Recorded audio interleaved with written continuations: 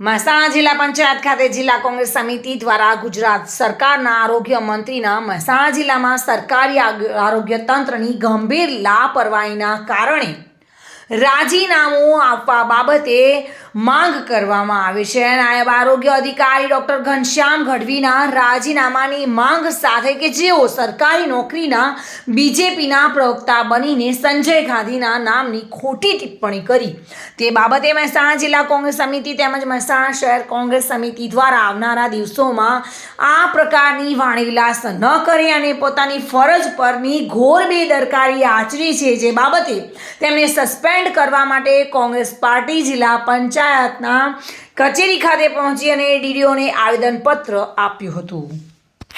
Media સમક્ષ એડીએચઓ doctor Gadhvi જે એક પાર્ટીના પ્રવક્તા બની અને સ્વર્ગસ્થ સંજય ગાંધીજીનું નામ લીધું, તેમની અણઆવડત છુપાવવા, તેમના સીધી રીતે થયેલા ખોટા નસબંધીનો કેસો છુપાવવામાં સારું થઈ અને રાજકીય સ્ટેટમેન્ટ આપી અને તેઓ શું સાબિત કરવા માગે છે તે અમે પ્રશ્ન પૂછ્યો છે।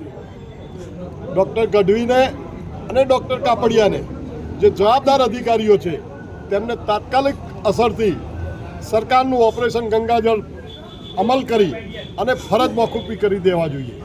આવા જે આમ જનતાના આરોગ્ય સાથે છેડા થતા હોય જ્યારે મહેસાણા જિલ્લાની અંદર, તો આવા અધિકારીઓને તાત્કાલિક બરખાસ્ત કરી તેમની સામે દંડાત્મક શિક્ષાત્મક પગલાં લેવા માટે અમે આજે જ્યારે ડીડીઓશ્રીને અનુરોધ કર્યો છે।